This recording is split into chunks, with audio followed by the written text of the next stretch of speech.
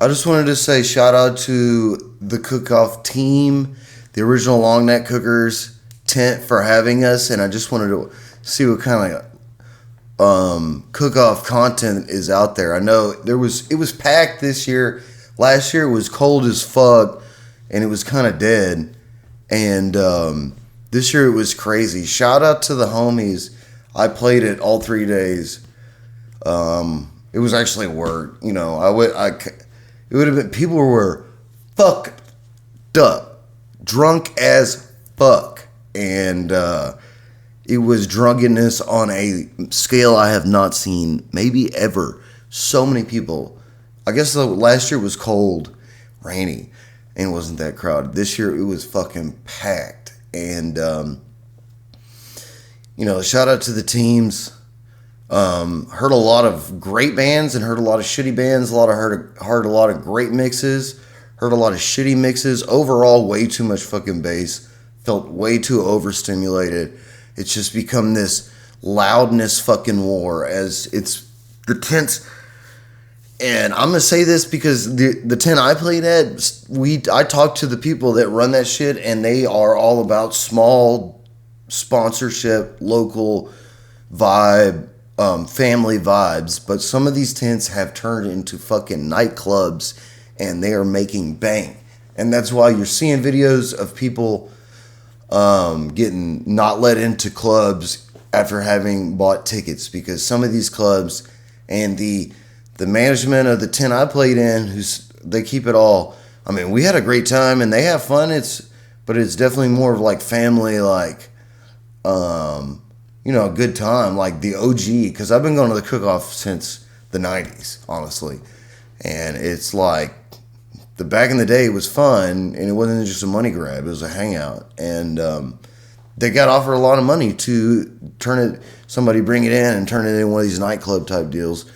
But shout out to them, no doubt, because that shit is crazy. But the bass, it's just, again, with the nightclub and it becoming a money making thing, it's just you got tent. This tent spends $3,000 on a DJ with a sound system. Oh shit! Now the tent and their tent walls.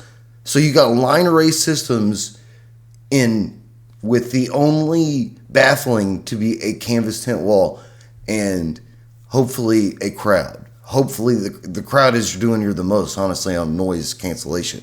But like the bass is just what you can't. Nothing's gonna stop the bass, and it's just, imagine every 20 by 20 foot square with a radius of just a completely different pitch, key, and tempo sub frequencies. Way too overstimulating for me, but I don't know. There's nothing else you can do. But shout out, it was crazy as fuck. It was packed as fuck. It was a hassle trying to do it. It was a lot of fucking work. Shout out to TLS for the work. But he'd rather be I guess I would. Yeah, I mean, you'd rather be packed and make a lot of money for everybody who's working there and all the volunteers and shit. But damn, just the drunkenness and the loudness is and it's not like the rodeo.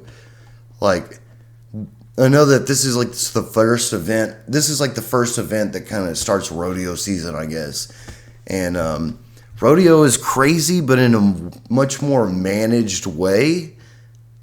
Cook-off is just unadulterated chaos. And after the shit that happened in Austin, I can confess that definitely I felt at the time going in, having to deal with security, check my guitar cases and shit, I felt it was annoying. But after what happened in Austin, I'm glad they did it. So shout out to the NRG staff. They're, and that shit, the cops and the NRG staff, I can imagine some of them probably look forward to the excitement, but they know it's 3 days is going to be nuts. And it is just a pop-up city of unadulterated dancing and drunkenness. Every tent has a different culture, so it could be different. If you're thinking about going, that's what it is. If the culture of the tent is one that vibes with you, you're gonna have a good time. If not, you're gonna have a bad time. Every tent is like a different little club.